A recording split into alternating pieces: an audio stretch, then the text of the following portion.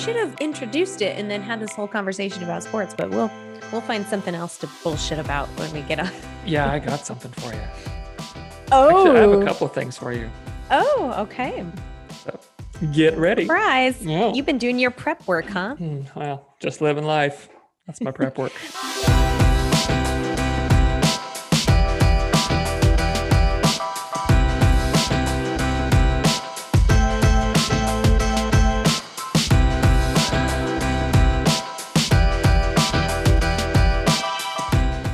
Hello, and welcome to Middleish, the podcast about moderation in all things. I am Michael Gray. And I am Erin Green. And today, Erin, is a special day. Oh, right? It is. It is Yes. a special day. It's Registered Dietitian Day. Yay! So we're celebrating Erin as a registered dietitian. Oh, throw the confetti, cue the parade. Yeah, Hand all I me a had was my glass. words. I didn't have anything else. Not gonna sing me a song or something? Is there a registered dietitian song that I should Nope, learn? probably. You didn't learn one at RD camp? I didn't. I did not. I don't think we have a song. I need a song.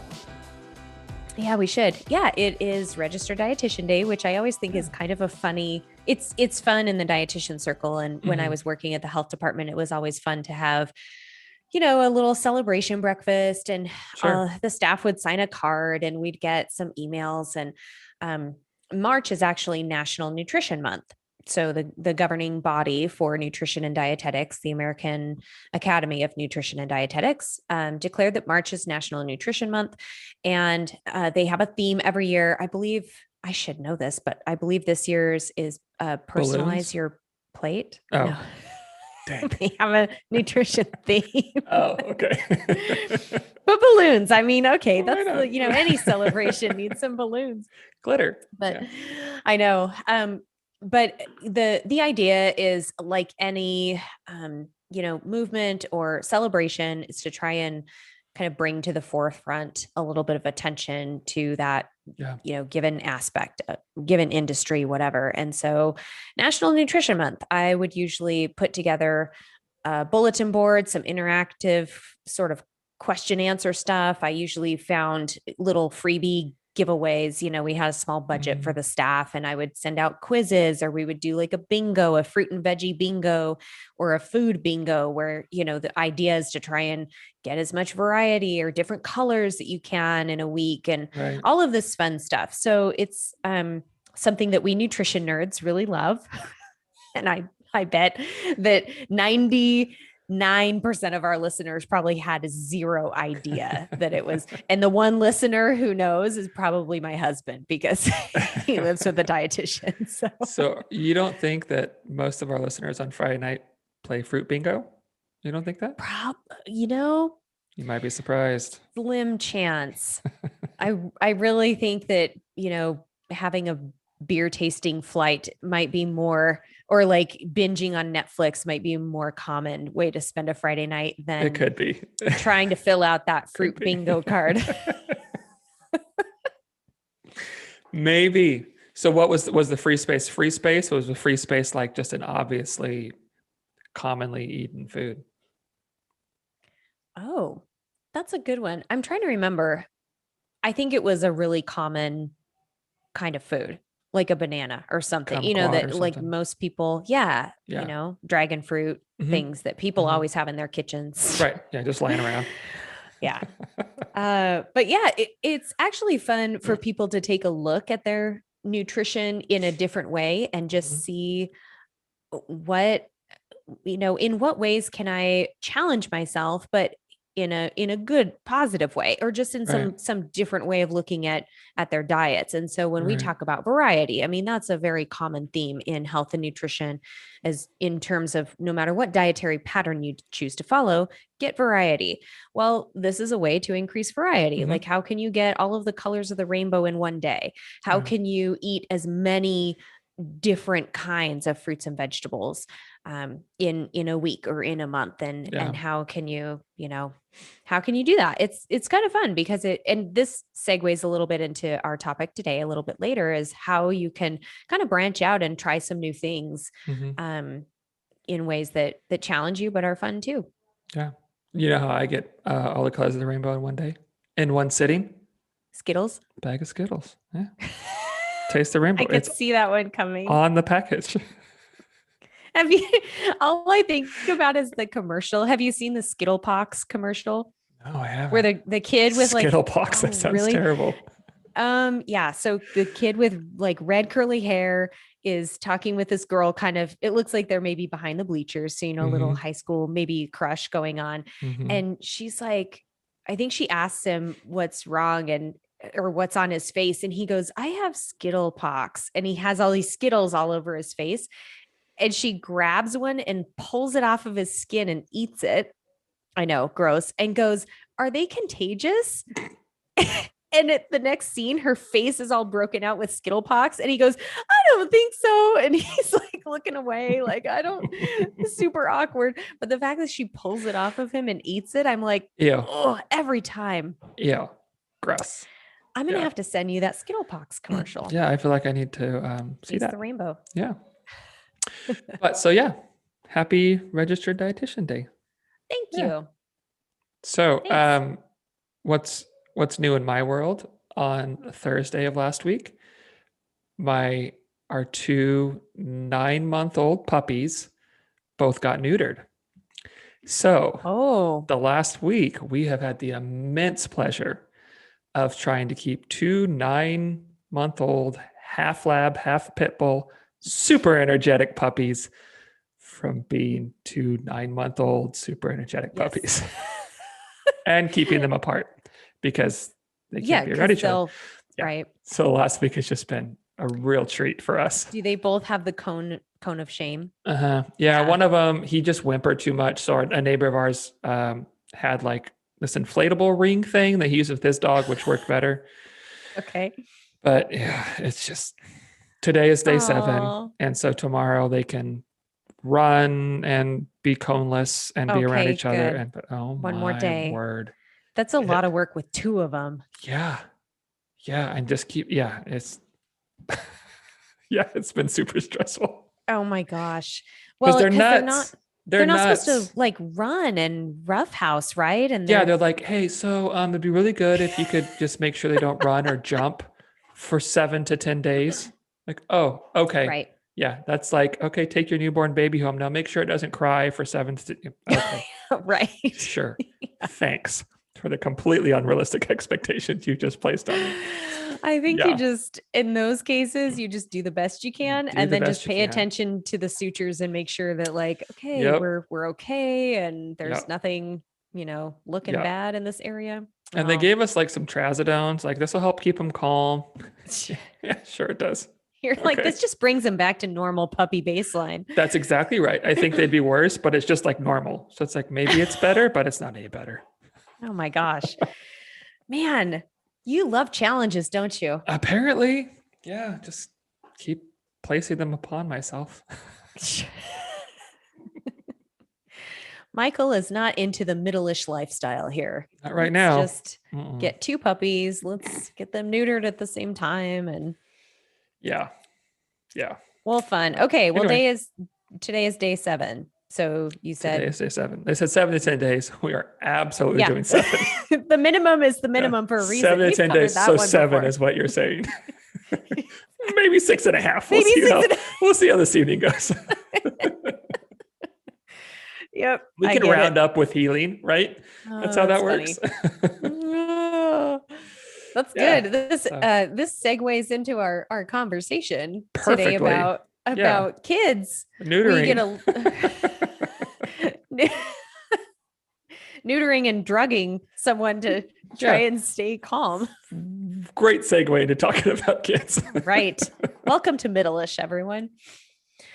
Yeah. Well, we get a lot of questions, at least I do. And maybe I shouldn't speak for you, but I get a lot of questions about feeding kids. Mhm. And I worked at WIC for 11 years. WIC is Women, Infants, and Children. It's a um, federal food assistance and nutrition education program. And so I worked with infants and children up to age 5 and their families for a number of years. So this is a space that I have, really studied and have a ton of experience in. Mhm. And we've mentioned a few things about family meals and eating with kids, and we keep saying like, oh, we'll talk about that in a later podcast. Well, here it is. Here it is. The time has come. I know you've And been waiting with bated breath for this. Wait no longer. and Michael, with your experience with raising kids, I think, man, you've got a lot to offer this conversation too. Probably some Oh, I don't stories. raise them. Yeah. Kathleen does all You just that. put cones on their necks and let them run free. I think we've established that's your method. As we just get the hose out. Yeah. No, yeah, for sure. I'm actually excited about this because I don't know that I've uh, handled this topic exceptionally well in my life, but I think we've done it pretty well. I mean, we have kids who are pretty adventurous with food. Sophie's kind of, kids go through picky stages and out and that kind of stuff. But Lila, especially, the kind of way we've done things, she's up for whatever. Like, yeah, I'll try it. I'll give it a shot.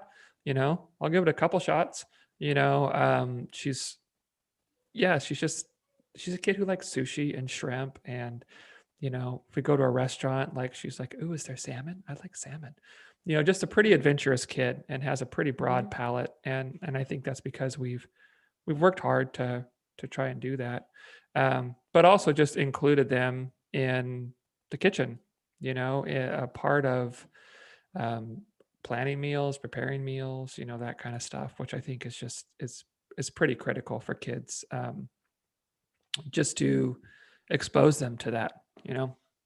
Yeah, hugely critical. And Yeah. before we go any further, I just want to offer out to some of those listeners who don't have kids, or maybe your kids are grown and out of the house, and you might think, oh, well, if you're going to talk about, cooking with kids or including them in the kitchen, this doesn't really apply to me.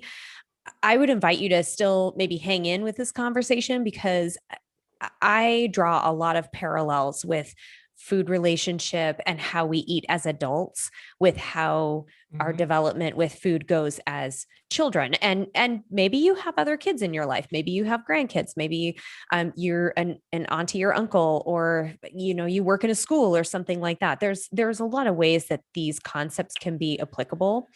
Absolutely. Or chances are you have a friend who has kids and might Mhm.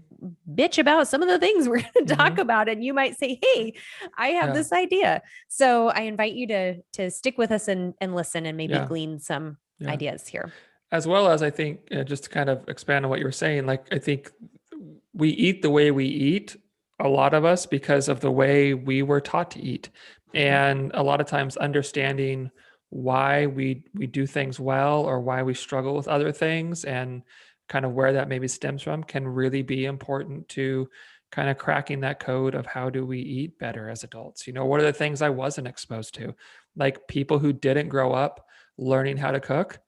If you don't know how to cook, well, you don't know how to cook. It doesn't matter, when you didn't learn it. Like Right. if you weren't taught those things and you were never taught those things, then cooking can be really intimidating. So I think there could be some insights there as well for Yeah, people. for sure. Yeah. Yeah. So I think the place that's logical for me to start is, what is the goal of, why do you want to get kids involved in the kitchen and cooking? You just gave an excellent example, because Thank it you. leads to you didn't even know it, healthier and more competent adults in the kitchen. And that's the goal, is raising a competent eater. And when I say that word competent, it means, you know, helping a child feel relaxed and confident around food, any food, in the food world. Yeah. It means cooking skills, like you just pointed out. It means understanding where food comes from. So from the grocery store, from the farm, from the garden, from the farmer's market, really seeing I think that's a really important message for kids too, is to see the path that Hmm. food comes from and how it gets from its origin to our plates, and understanding that's why different kinds of foods need to be included in the diet, and this Right. is why there's obviously some nutrition education that can happen when talking about what nutrients are in foods and how that helps your body be healthy or does certain things in your body. um, and then just including the child in the pleasantry of family meeting or family Yeah. meals, like that eating together, that gathering around the table, making it an activity and an enjoyable routine, and Hmm. not like a food fight and pulling hair every time you try and Right. get kids to come to the table. Absolutely. That's I think a common stressor for parents is that meal time, right? Because it's kids don't want to eat what's been prepared. And so there's either a fight there or a parent's making five different meals, because we're just appeasing Jeez. everyone, and then kids, they just kind of get pigeonholed into what they're going to eat because they only want these things, and if they're only offered those things, and then it's just like, okay, my kid's only eating chicken nuggets like 3 meals a day every day, Mm-hmm. and I get it. It can absolutely be a challenge trying to get kids to eat, what you've prepared, or something that's at least pretty similar to what the family's eating, But I do think, like you just said, Aaron, that bringing them into a part of that is really, really important. Kids, uh, I think their nature, most kids, is they want to be a part of what you're doing, especially when they're younger. Like Mm-hmm. Sophie's 4.5 right now. Like she's like, "Can I help you Yep. mop? Can I help you Yep. fold clothes? Can I want to be with you and I want to do the thing you're doing." And it's a Mm-hmm. perfect time to begin to bring them into what you're doing in the kitchen. And a caveat here that this is important. I have learned this the hard way, is that if you bring your kid into that experience, but then remind them that they're constantly doing that wrong, like, nope, do it like this. Right. Nope, do it like this. Nope, do No, it let like me this. help you. Yeah. Yeah.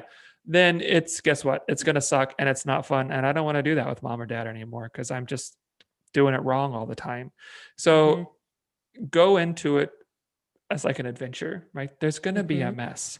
There's going to be Mm-hmm. eggshells in the bowl. There's going to, things are going to happen. But if we can allow that, then kids are really going to, I think, most of the time embrace that and want to be more a part of it. Yeah. And when it comes to food, kids are much more likely to try new Hmm. foods and to expand their Yeah. palate if they have had a hand in selecting and preparing that food. Yep. So when parents, I mean, you touched on a lot of really good points that I'd like to get back to, but when parents tell me that they just can't have their kids in the kitchen, it's too chaotic, it's too messy, it's too this or that.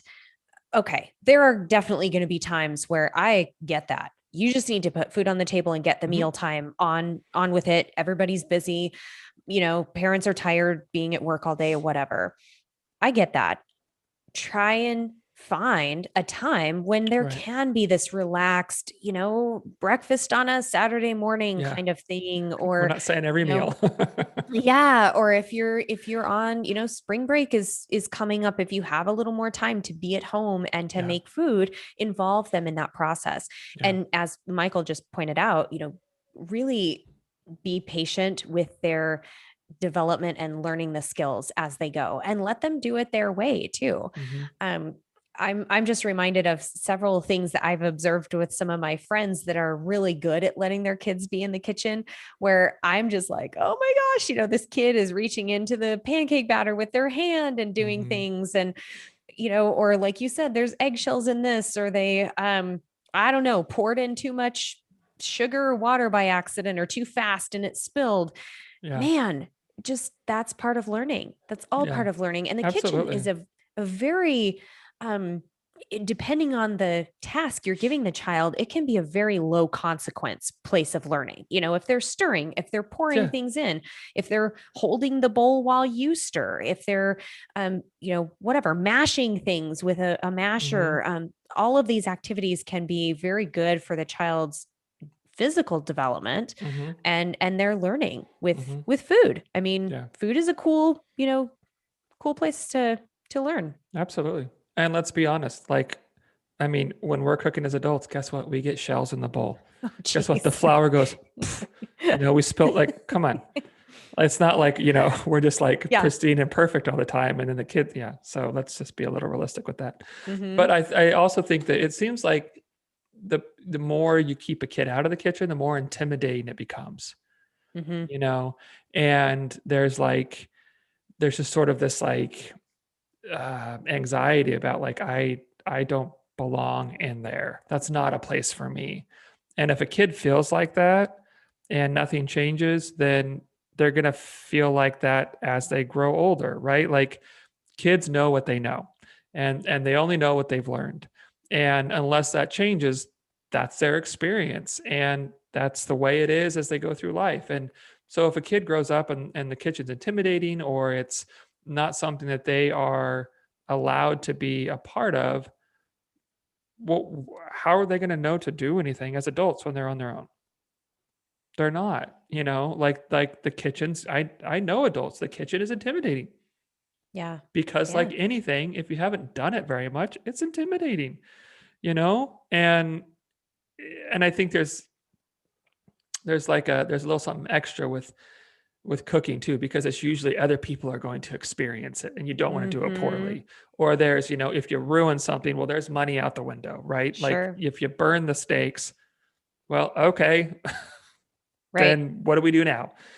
So they can feel a little more intimidating that way. But I think it's really important that you begin to just let kids screw stuff up, let them do it poorly so they can do it better and better and better, like we talk about a lot in here. And just know that if they don't learn, they're not going to know, you Well, know. and understand that even food that doesn't come out perfect or ideally, okay, so maybe the cake didn't get as fluffy, or Mhm. the scrambled eggs might, not be, maybe they're too dry, they got overcooked Mhm. or something, something got overmixed. Okay, it's still edible, it's still food. Like, let's So just not place it on such a pedestal and right. put it into a learning Yep. experience. And then something else that you were just talking about, kids know what they learn and they need that familial teaching. Mhm. As a parent, you are responsible for teaching your child about the food world, at least in the beginning when they're learning to eat and learning to get in the kitchen and help you with things, even as little children. And I think back to my work with refugees. And if we can take one thing from other cultures and how just a variety of cooking skills and ethnic recipes and I mean, I think even here in the US, everybody can think back to a family recipe that's been passed down generation to generation.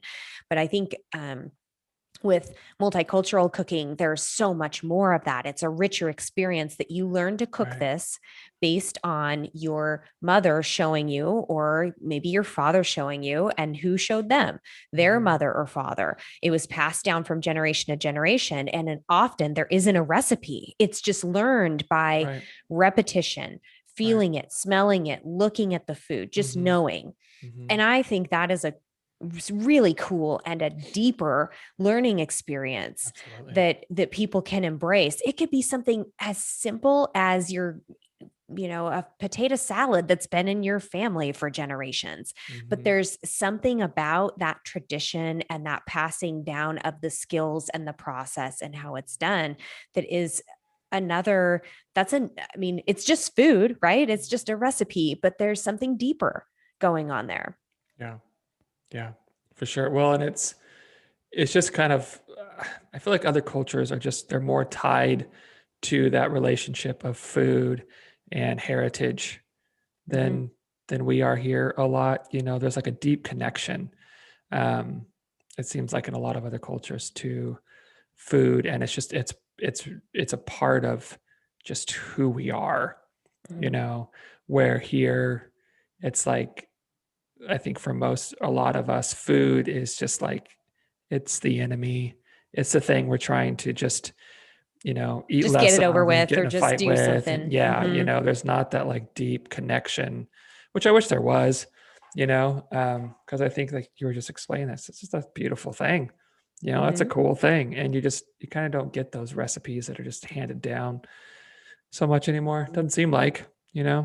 but yeah. Yeah. And I think kids, when they understand that food and cooking can be an entire experience, it Mhm. also sort of takes that pressure off of having the food I want right now, that immediacy of, Mhm. I mean, kids will learn that a lot of different foods taste good. And sometimes, like Ellen Satter is one of my favorite pioneers of, and I've mentioned her on the podcast before, and we'll talk about her in another podcast, specifically her philosophy on feeding. But um, she has this phrase that says, sometimes you get lucky and sometimes you don't when it comes to food, so I think that is an important thing for kids to learn as well, that Mhm. sometimes you will have your favorite meal or your favorite food and it'll taste great, and Mhm. maybe it's fast food, maybe it's a PB&J, maybe it's chicken nuggets, who knows, it could be just Mhm. a favorite.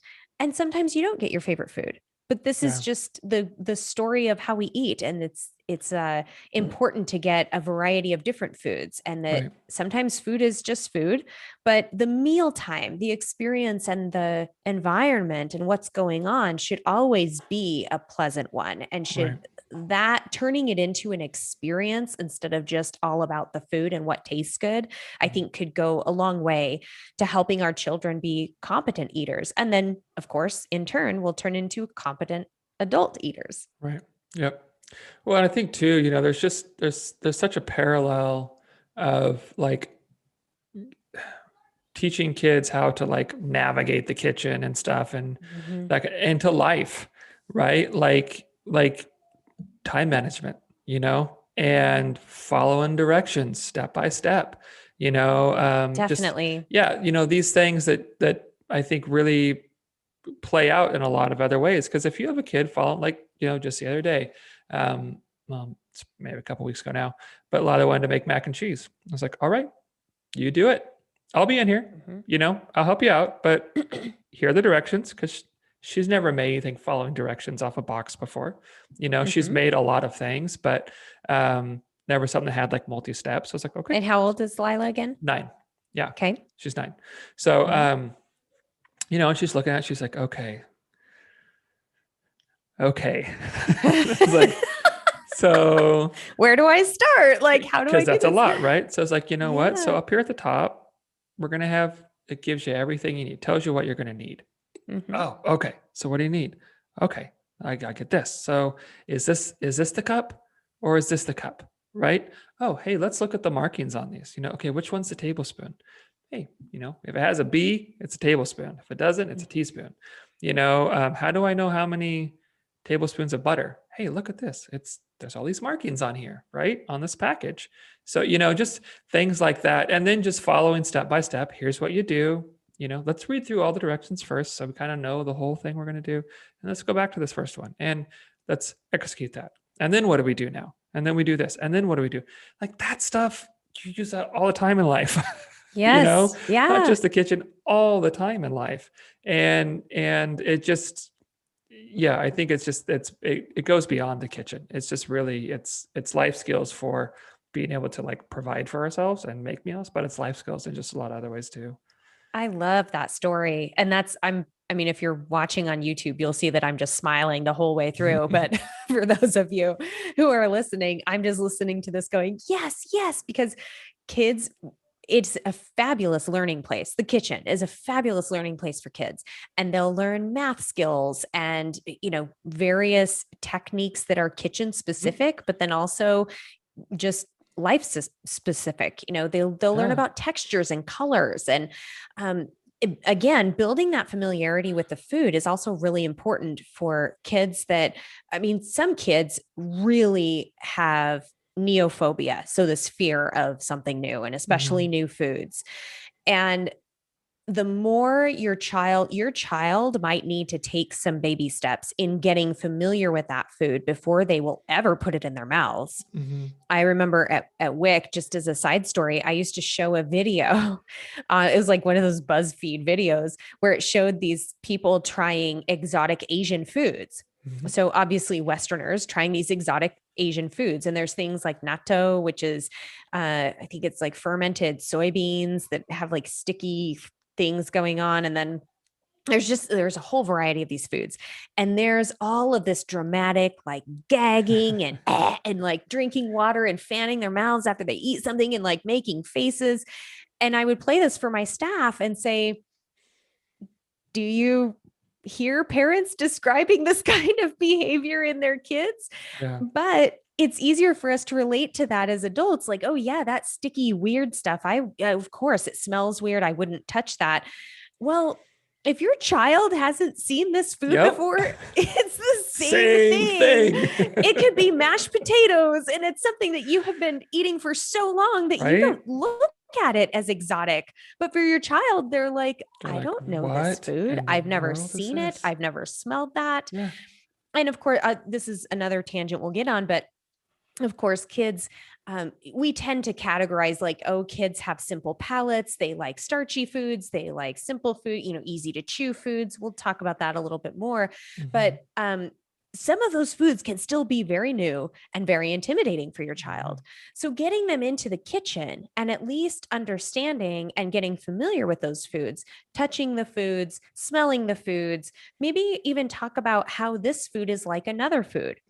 So, a kiwi fruit might look totally different, but it has a little bit of fuzz on the outside, kind of like a peach. Maybe if they've had a peach before, it has little seeds on the inside, kind of like a strawberry has seeds when you eat a strawberry. So you can start making associations with this new food. Yeah. By talking about some other foods, or look at how the butter melts when it hits the hot macaroni. See how it's changing. And so it just is building on the child's knowledge and experience of seeing and being familiar with that food. And again, they might go through the whole process of helping you prepare a meal or a recipe and then still say, no, I don't want to eat it. Yeah. Okay. It truly is a process. And for some kids, they just need a slower pace of building familiarity with that food. Absolutely. And it's funny. I think about this a lot as a parent of what are my expectations of my kids, and do I have the same expectations for myself? Because I think a lot of times as parents, the expectations for kids question. Is way higher than the expectations I have for myself, right? Yeah. Like, oh yeah, we're going to challenge you with new foods all the time. When am I challenged with new foods? And when I'm presented with one, am I like, yeah, I'd love to? Or I'm like, I'm not sure. So maybe take a little bit easy on kids, because a lot of foods are going to be new, and a lot of foods you have to, like most things, like I remember the first time I had a beer, I thought it was disgusting, right? First time I had coffee, I thought it was nasty. I love both now. First time I had whiskey, nasty. But I love whiskey, because you just have to expose yourself to it. Speaking of which, real big sideways turn here. So this week at the store, you know what I got? I got some kombucha for the first time. Oh, you did? Okay. Survey says? I like it. Okay. But I also am confused as to why I like it. Oh. You know what I mean? Because you get that vinegar hit in there a little bit, and it's almost a turn off, but it's also super like refreshing really, and it's really interesting. It has like that carbonated kind of, but not. And it's really different, but I like it, and I'm drinking it little bits at a time, but I can also tell like, I'm really going to dig this once I can build up kind of my understanding of it. And it's not so, because right now I'm at that place where every time I drink it, I'm like, oh God, vinegar. It's like, it's like we're dyeing eggs and I'm drinking the dye. Yeah, it like hits that palate and you're like, whoa, I can smell this. But I do. I like it. It's super like refreshing. I had Kathleen taste it, and she was like, I don't know. It's good, but I don't know why. I like it, but I'm not sure I really like it. Yeah, but I don't know that I like it. I like it, but I don't know if I enjoy it. Anyway. I think that is the story with a lot of new foods, is Mhm. that whole just deciding. And I think that's another good Yeah. maybe thing to keep in mind is give your children the space to decide. Mhm. Don't tell them preemptively how they're expected to respond to a food, or Right. and this gets into the other um tangent I was going to talk about, is when you mention like Lila likes sushi and will ask for salmon at a restaurant. I think that's awesome. And obviously, that does not fall into the box that people tend to think Mhm. kids would like that kind of food. It's sort of complex textures. There's a lot of flavor going on. It's stronger kinds of flavors, like, Mhm. maybe a vinegar, bitter, sour, umami kind of thing going on. But I have seen that be a huge pitfall of parents when kids ask to try something and the parent says, no, you won't like it. Right. They might let them taste it and Right. decide for themselves. Right. Or if you're preparing a meal, and speaking to the parents here, if you're preparing a meal and it's something that you enjoy eating, go ahead and make it. Mhm. Don't assume that your child won't eat it, and so you need to just stick with the standards that that your child will like. Right. So if you present, and this is where, presenting food in a matter of fact kind of way, and just again talking about how we can build on familiarity and describing the food if they're kind of nervous about trying it, but also just really appreciate that tastes can change over time. Sometimes it will take, I tell parents this all the time, that Yeah. the research tells us with infants and toddlers, it could take 15 or more exposures to a new food before an infant decides if they really excuse me, like the taste or not. Mhm. If you Yeah. put that in context, feeding a baby, that means trying those peaches every single day for over half a month Mhm. before your baby really decides. And this is in some cases. So with toddlers, with school age kids, really think of that similar kind of trial, and just maybe you don't like it this way, or maybe Mhm. you're not ready for that food yet. Mhm. Maybe it's just not the right time for that food. These are Right. all really neutral things that you can say to your child, instead of, oh, you don't like that, or you're Right. not going to like that. Right. Yeah. And I'm glad you brought that up, because that's one of the points I want to make too, is taste change. Like as adults, our tastes change, you know, but kids, it's even more so. I mean, I can't tell you how many times, I've made one of my girls something and they're like, I don't like that anymore. I'm like, what do you mean you don't like that anymore? You used to love Yeah. this. It used to be one of your favorite foods and now you don't like it. And if that happens, guess what else happens? Foods they didn't like, they now may like. So I Mm-hmm. think it's really important, just because they haven't liked it once doesn't mean you don't ever make it again. You know, Mm-hmm. try it again, because especially with Lila, Sophie, she's 4.5. We haven't gotten into as much. She hasn't experienced as much. Yeah. It's younger kids. It's a little harder for them to be adventurous with that stuff, I think. But like with Lila, there's been a lot of things where it's just like, like she loves onions now, like on a burger, especially like sauteed onions, loves Mm, them. Used to hate them, like would gag, yeah. right? But we just keep trying, you Mm-hmm. know, and hey, give it a shot, give it a shot, give it a shot. And all of a sudden it's like, yeah, I can kind of see why you like this, you Mm-hmm. know? And one thing that I like to do with her especially, and we'll do as Sophie gets a bit older, but it's like talk about like I think I mentioned, if I don't know, several episodes ago, like I've kind of been into like getting like really good like smoked sausages and some more expensive cheeses, and just for like Yeah. just a little fun snack, sometimes. And like every time I get home with one, I'm like, hey, you want to try it? And we'll like try it together and we'll talk Mm-hmm. about like what we're experiencing. Like, I had like the smoked cheddar and it smelled like campfire. Like it was so smoky, so we're eating it like, and as opposed to just like, what do you think? Which I think is a good question to ask a kid. Like, what do you think about it? But Yeah. like, oh, do you taste like that smokiness? Or you like kind Mm-hmm. of, oh, after a minute, you kind of get some heat on the back of your throat, don't you? Like it takes a bit. So it's like, let's not just taste and decide.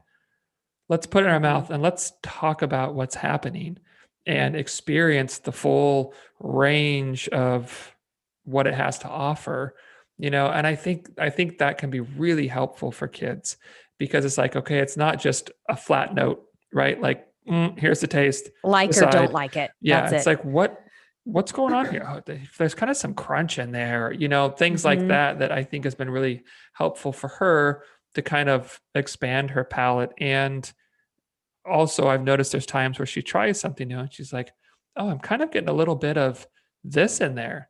It's like, "Yeah, you're right. There is some of that in there. That's pretty Hmm. cool."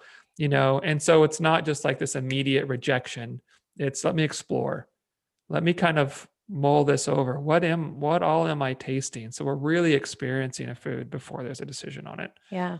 Yeah. It's just like you were describing with the kombucha, that whole Mhm. like, Yeah. what's going on here? It's Hmm. it's different, but I am detecting some similarities Hmm. from other foods or drinks that I've had.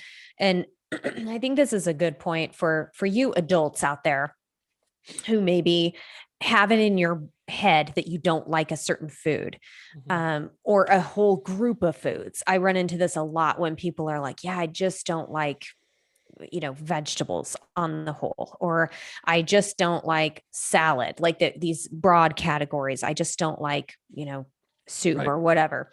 Like Let's any kind of of, them, because you've tried right, all of them. right. I know, like there really, and when I dig into this with people, I usually find that broad categorization is false. They actually do enjoy certain foods in these Right. categories. It's just their own perception of maybe some of the mainstream things or some of the ways their friends or family eats those foods they don't particularly care for. And then we can kind of revisit, excuse me, again, some of the stuff that goes on in childhood. Where did that come from? Mhm. What kinds of memories can you have about trying those foods when you were younger? And as you're describing, looking at that food in a more observant and slightly more objective way, I think can help people open up to the possibilities of, well, maybe I don't, maybe it's the texture that's getting me with this food. Or Right. maybe if it just wasn't as salty, I would like it a little better. Or like one of my personal experiences was growing up, I never liked tomatoes at all, raw Same. tomatoes. And Yep. I know that's a polarizing food because it does have the seeds can be slimy. Sometimes the flavor can just be a little too strong for people, or too earthy flavored. So I get it. But when I was in college, I had bought a sandwich at the, little market across from my student work Mhm. area, and I had to rush over and get to work, and I started just eating the sandwich without thinking about what was on it. Mhm. And I had tomatoes on my tuna sandwich. And I was like, what is that flavor going on? It's kind of different, and it's not bad, but it's just different. And I started kind of peeling apart and looking at the sandwich. It had a couple thinly sliced raw tomatoes on there. Mhm. And this was before I went into food, and I was an architect major. So I Yeah. was completely, this wasn't like a food experiment on myself. But I was like, that's interesting because it's not unpleasant. Like I can eat tomatoes. So that was my message to myself. I like tomatoes on tuna sandwiches. So that was kind of my Mhm. new sort of gateway into accepting that maybe tomatoes aren't so bad. Yeah. And it sort of broadened my outlook into trying that food in other ways, that in exploring it and getting curious about, Mhm. well, what happened here that for the longest time, I did not like tomatoes. And it was just this blanket thing. Right. But then the more I started exploring that, the more I realized that, oh, I actually do like them in certain instances. And now I just eat them straight off the vine in my yard. Yeah. But with kids, this is a very similar kind of concept. Maybe your child didn't eat the roasted carrots that you had for dinner. Right. That doesn't mean your child doesn't like carrots. Maybe it Mhm. means they're either not ready for that Right. texture or flavor, they don't like them prepared that way, or it was specific in this preparation. Maybe there was a little too caramelization going on. Mhm. Think about, well, shredded raw carrots on something could be really tasty. Even Mhm. making muffins that have carrots in them and showing your Mhm. child, like, look, carrots in here taste pretty good. So just opening up that possibility that maybe it's this exact way that I'm not ready for, I don't like. Right. One of my kids, they kind of go in cycles with like things they like to eat, but off and on. And usually they really enjoy are just full big carrots, right? Like having a big old carrot to just crunch on, and Yeah. they love it, and I mean, Looney Tunes aren't really on, and Oh, Sophie. Bugs Bunny. Yeah, but she'll be Oh, like, he's forgotten. like that bunny. That old bunny, that old washed up Old bunny. bunny chomping on a carrot. Yeah, but I mean, there's so many different ways to eat foods, right? I mean, like take a carrot. You can roast them. You can have them like, boiled in a soup. You can have them raw. You can have them shredded. You can have them Mm-hmm. hidden in sauces. I mean, to just say, well, my kid doesn't like this. Well, they didn't like they didn't like the way you prepared it at the time you prepared it. Let's say Mm-hmm. that because Right. they Right. very well may like it a different way, and they very well may like it at a different time. Mm-hmm. Like let's not be so quick to clamp down on, like, close off their experience with food. 'Cause it's easy to do, I think, as a Yeah. parent, because at the same This, time, you don't want to make something again and feel like it was a waste of time. And, I get it. sure, I it's get just it. going to go down the trash or whatever. Yeah. Yeah. I think this reminds me of another reason why it's important to involve your child in the food preparation Mhm. process, because a lot of parents will ask me, well, should I hide this in this sauce or something and not tell my kid it's there? Mhm. Well, that's that's one approach and it Yeah. could work, but I bet it will be temporary, Yeah. because when your child discovers that you've been deceiving them and putting this in here, I mean, there's a lot of trust with feeding and eating. And we'll talk about Ellen Satter's theory and kind of get a little more into this theoretical framework on another podcast. But there's a lot of trust that goes in there. Mhm. And especially when you are the teacher, you as the parent are the one describing and telling the child about the food and really presenting this as this is safe to eat. And Mhm. I mean, that sounds really silly when we're talking about something like carrots, but it truly is for the child. They need to feel that trust and that Mhm. safety. So, a better way to approach that whole hiding things in the sauce is to, you know, let your child see you putting it in the sauce. Mhm. Let your child observe those kinds of cooking practices and the ways that food comes together. And then if they ask you, if this has whatever in it, does this have carrots in it? You just be honest and say yes. But this is a different way than you've had them before. You might like them. Give Right. it a try and see if you're ready. Yeah. Yeah. So it's some gentle prompting, but it's a lot of trust and transparency in the cooking process so that the child knows what they're getting into when they sit down to the table. Right. And I mean, this isn't directly under this umbrella, but a little bit, just kind of talk about kids with food. I just think it's really important. And we may have talked about this a few times before, but just the idea of letting kids eat what they, when we're talking about amounts, what they feel like eating, you Mm-hmm. know? And I think, we grew up in the era of you finish a plate, because there are Mm-hmm. starving kids in Africa who would love to eat, The guilt. right? You better Like, clean that plate. are you going to ship it to them? Like, I how know. does this work? Such an illogical I argument. know, right? Like, yeah, yeah. Like if I don't eat it, it's going to go to them somehow, Sure. yeah. Um, but I think it's really important that kids, this is another thing you can teach when they're young, is to listen to your body. Mm-hmm. What are you experiencing? Do you feel full? If you're full, cool. You don't have to eat anymore. You Mm-hmm. don't have to clean your plate. You don't have to shovel food in because there's guilt associated with that. Um, so a little bit of a caveat, but it's something I talk a lot about with adults, with that guilt, just not with their kids, but just Sure. within themselves. Like I feel like if I put it on my plate, I have to eat it. Mm-hmm. I can't waste food. Da, da, da. And so I just think since we're talking about we're going a little bit beyond what we originally planned, I think, but which is great. But I think it's just important to let kids listen to their bodies. And if they're full, they're full. If they're done, they're done. You Yeah. know, I mean, and who are we to decide that this is the time your body's feeling hungry? Yes, exactly. I mean, I'm all about Exactly. family meals and I love family meals, but at the same time, like, there are some times where we sit down to eat. I'm like, I'm not very hungry. I don't really want to eat right now. Right. I'd like to wait an hour because I'm not hungry. So I think it's important that we don't have those like really rigid rules around how we eat, or how much we eat with kids, because that can really set them up for a lot of issues later in life. And if you haven't noticed, eating and feeding is very complex. Mhm. And there's lots of um, just corners and details, and everything is interwoven and overlaps. And there's so many different scenarios that I get asked about, both at WIC or with clients.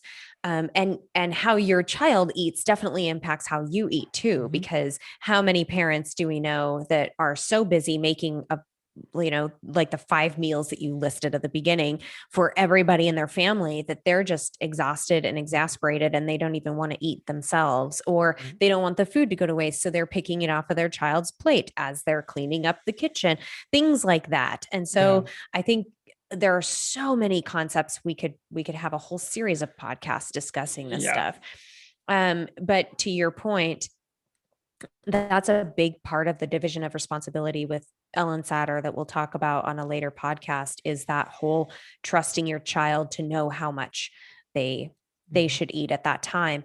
And I will say this is another thing, just on the whole food familiarity and selection, and building those tastes.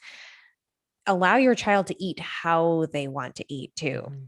So if they want to dip their asparagus in their mashed potatoes and gravy, and you're kind of like, that's gross, or they're just playing with it, but that's their way of making it enjoyable for them. Or if they want to mix something together that, or they want to see how this looks if they Right. mash it with their fingers, you know, some of that needs to be allowed. I think that table manners can definitely be discussed and expected that are age appropriate. Mhm. And I think that's important to just communicate those clearly, and definitely be the judge on whether your child is simply just playing at the table and not behaving Yeah. themselves, or if they're simply experimenting and getting familiar with food. Right. But allowing them some of that freedom of eating how they want to eat, I think. Or some kids don't like, I was one of those that didn't like foods touching, and Mhm. now I'm like, I mix so many different flavors and Mhm. things together on my plate, because I love that Mhm. variety and how the flavors play off of each other. But just allowing your child some of that autonomy so they can Yeah. explore food on their terms, I think is a Yeah. really good practice. Critical. Yeah, because you hit the nail on the head. It's letting them explore it. And if they Mhm. don't get to explore it in curious ways, well, then they're probably not going to. And if your Mhm. kid can't explore things, well, then they're not going to be open to new things, you know? And I want to go back real quick to something you said at the start of what you were just saying. Um, uh, Trusting our kids, right? Mhm. Like to know when they're full and that kind of stuff. Because if we don't trust our kids, we're going to communicate to our kids, you can't trust yourself. And if a kid can't trust himself as an adult, guess what? They have no ability how to trust themselves in these ways of taking care of themselves, of honoring their hunger and fullness cues and that kind of stuff. And they have no idea how to do it. And we're really setting them up for a lot of struggle later in life, Mhm. because that's one of the biggest things, probably the same for you, biggest things that I talk about with people is just like that trust in, I don't know when I'm full. I don't know how to eat. I don't, there's just like, there's so much going on because they simply don't trust that they're able to take care of themselves. Yeah, And I think that often gets set up for kids at a very young age. You don't absolutely. know. Mhm. I have to dictate to you. And then they're like, well, obviously I don't know what I'm doing. So Yeah. yeah, Yeah, that's a great teaser for some. We could have a whole tease. podcast I'm devoted such a to that. tease. And it's I know. Dang it, Michael. So that's definitely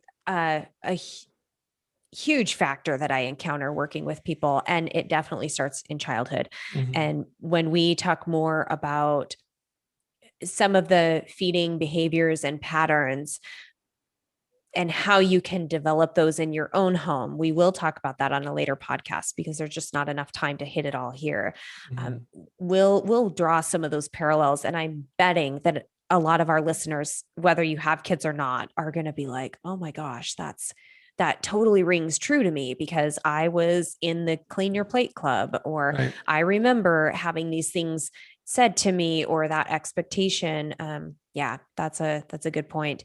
Um, One other thing I wanted to hit on today is the routine piece of involving your child in the Yeah. meal time, the snack time, the eating cadence and schedule can really help ground your child in kind of the expectation of what we are about to do. Hmm. So, how many parents have I heard say, my kid isn't ready to come to the table, or they don't want to eat dinner when it's time to eat dinner, or they just come and ask me for snacks all the time. Yeah. I'm As your child grows, they will be able to handle more and more structure in their lives in terms of a feeding schedule. When, Hmm. I mean, with infants, it's totally on their own terms, how much and when, and, and then as they grow and as they can go longer periods between eating, then you can really start adopting them into the family eating schedule. Right. Okay. So things like having your child help set the table, giving your child a warning. It's, I'm getting dinner ready. Hmm. So we're going to eat here in a little bit, finish up Right. what you're doing, or, go wash your hands, or any of those things. Right. And then again, inviting your child into the kitchen. It's time to start making lunch. Would you Hmm. come and help me? I need your help. Kids love that when you Yeah. say, I need your help, especially like you were saying, Sophie's age, where she Yes. wants to do Especially younger. everything. Older. Yeah, that 3 to 5 year old, I think, is I don't want to always help wanting to you. help. Yeah. But yeah, then they get into the eye roll phase and it's like, Yeah. all right, Yeah. So I think that's another important piece, is just kind of setting the tone and the expectation that we are all going to sit down and eat, and Hmm. meal times look different for different families, and you may not always have the luxury to sit down around a table and eat. But I think it is really important to fit that into your day however you can, even if Right. it's just the one time a day, but setting that expectation that when it's mealtime, this is the behavior that's expected. We keep it pleasant. We wash our hands before we come eat.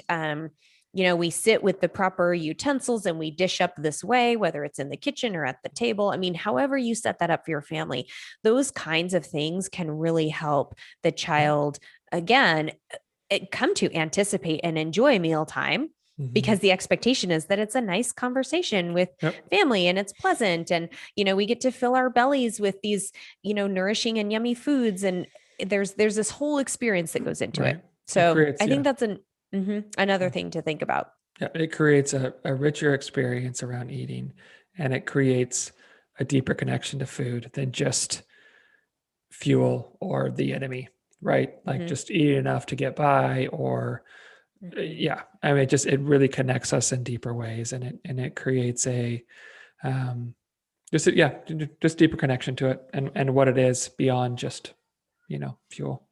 Yeah, Yeah. I think is important. And I think, like we were talking about with other cultures, they tend to be really connected to that. I think here in America, I mean, I don't know where you're listening right now, but here in America, I think we are very disconnected with that. We Oh don't yeah. see food as sort of this rich thing and use it for all the things that it could be. It's just, Hmm. it's either fuel or the enemy, Yeah. Yeah. And I think this is or eating one our last sadness thought. away.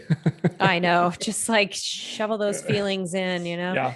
I think this is something I hear from parents a lot too, when they say that their young child in particular, doesn't want to eat, doesn't eat very well. Well, if that child is fed at a different time than everybody else and doesn't have that mealtime experience, and Hmm. it's not a pleasant experience, and they don't have any hand in the preparation of the food or the selection of the food, it's probably not going to be as engaging for that child. So consider those kinds of things too. Like, how can I just, kids love company. You know, if you're not hungry at the time that it's, maybe your child is on a different feeding schedule than you because of, school or Hmm. daycare or work schedules or whatever, at least sit with them and Mhm. have a glass of water or a glass of milk or something, a couple, little bites of something just to be there and be Mhm. present with your kid. That's hugely impactful in child feeding. Yeah. I think it's one of the best times to just connect with your kid Mm-hmm. because especially if there are no distractions and there's no iPads or TVs Mm-hmm. or phones on, because all you have to do is sit there and eat and communicate. Mm-hmm. There's no distraction because eating really isn't a distracting thing. You know what I mean? It's like you can't Yeah. do It that and it pay shouldn't attention. be, but it Right. tends to be for some Right. people. Yeah. But it's a great opportunity to connect with your kids. Mm-hmm. Um, and just to kind of sum up a lot of this, I think, and well beyond just eating, but in particular here too, is that to recognize that as parents, a lot of times the problems we have are problems we've created. Mm-hmm. The problems we have with our kids, like we're talking about, if we only give them what they want, and they were like, oh, my kid's so picky. Well, why is your kid so picky? Yeah. Right? Let's Because let's kind of they look into that. they only get what they want, right? They're Mm-hmm. not like exposed to other things and challenged. And if your kid doesn't enjoy eating, sitting and eating, well, why is that? Maybe because it's a really crappy experience because they're getting Right. in trouble all the time for, close your freaking mouth, Doing it you're wrong a mess, or and da da da. mm-hmm. Like it's a hard thing to do, but I think it's important that as parents, like if there's issues with your kids around food, look at why that issue is there. Yeah. Because I think a Yeah. lot of times it's something we're creating. As hard as that is to swallow, it's often the truth. So to bring this full circle, we started talking about veggie and fruit Neutering, challenges and neutering. Oh, right. We had that yeah. conversation too. Thanks for the reminder. I'll remind you lots. I have a challenge for those listeners that have kids. Next time you go to the grocery store or once farmers markets start opening up, depending on where you live, take your child into the produce section and allow them to choose something, anything. And I'm telling you, some parents, this is a very scary thing because what if your kid chooses eggplant and you don't know how to make anything with eggplant? Well, guess what? This is a great Google it. practice. Pretty this easy. is this is a super good Mhm. opportunity for you parents to branch out, as you pointed out, Michael, that parents are not very good at matching their expectations for their kids We're and pretty bad at themselves.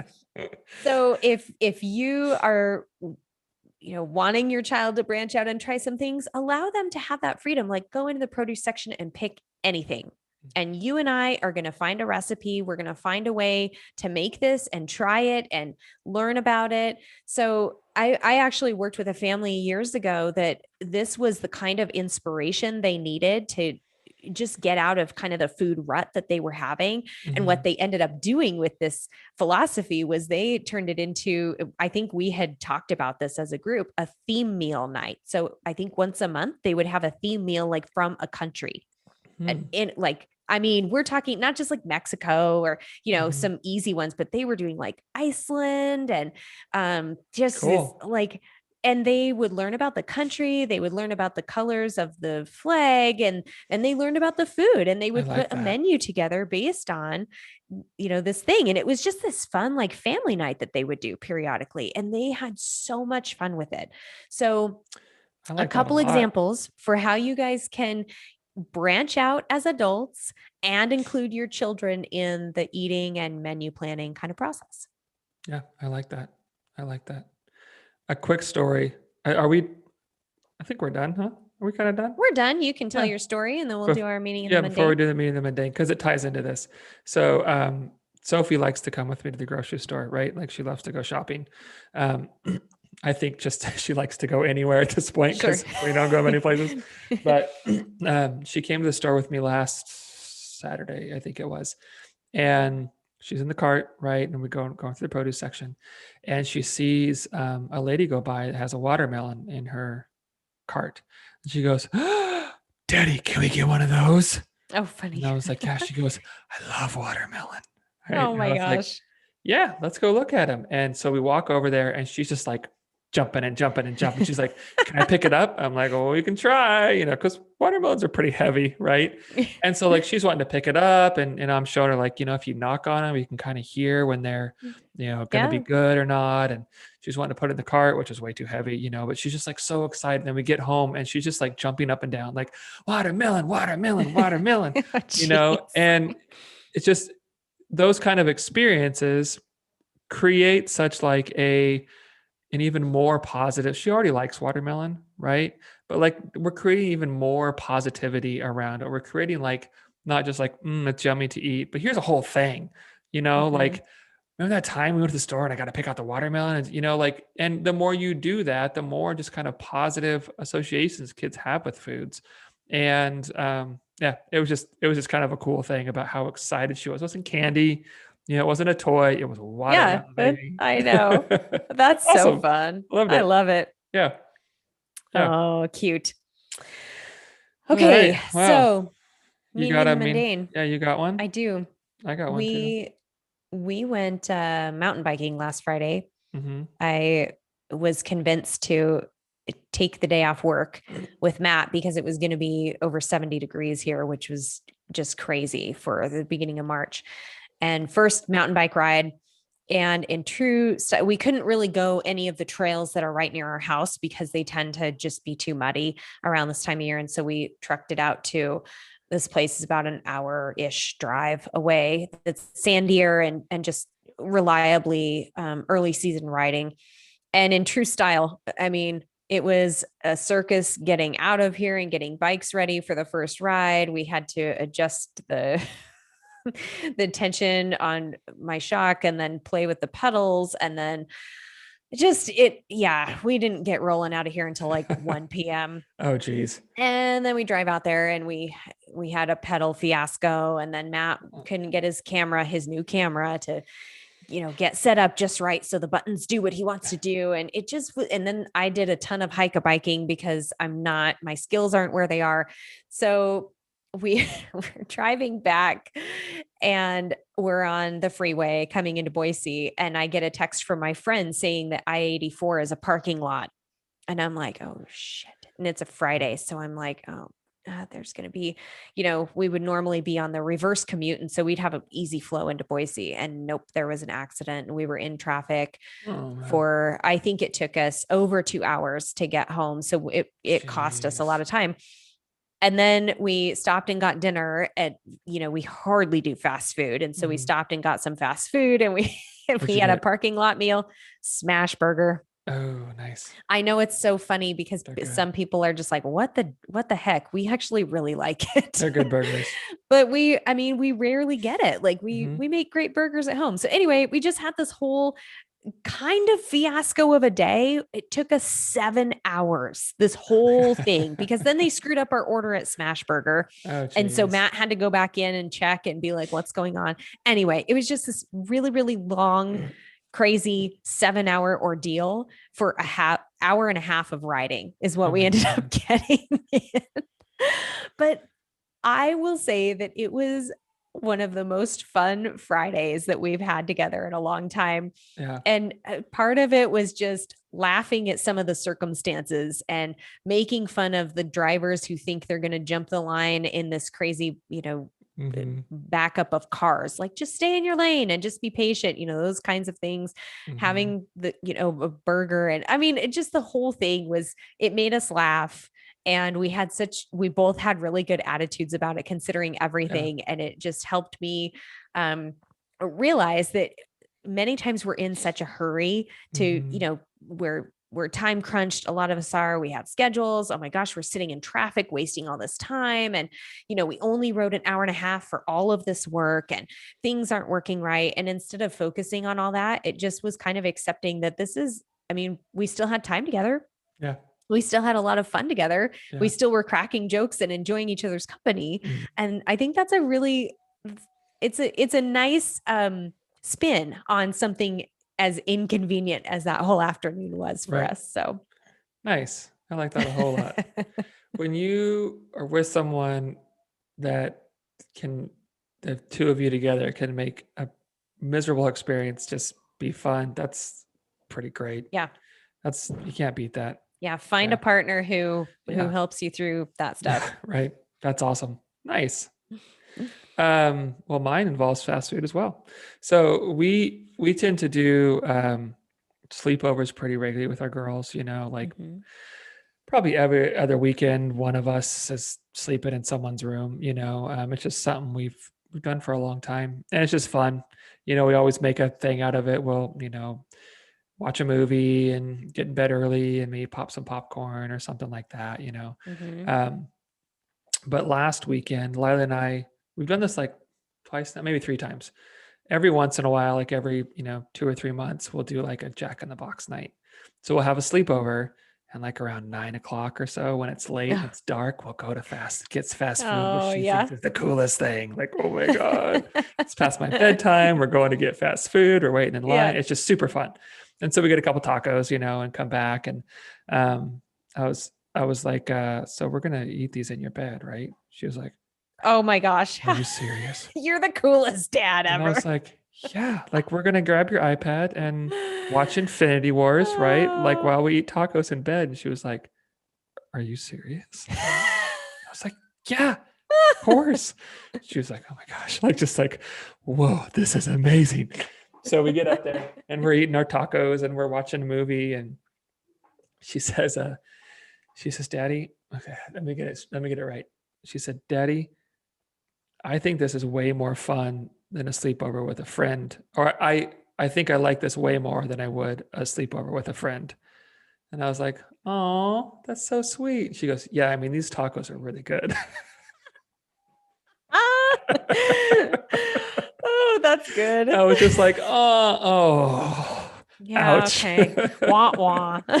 But it was just, it was just fun. It was seeing her sense of humor and her quick wit like that, like she's really good at that, like just getting you when you don't see it coming. I like it. And I told her, I was like, yeah, I'd be upset if I wasn't so proud of you right now for, you know, but just the whole experience with her, it was a blast, and Oh, her that's just, cool.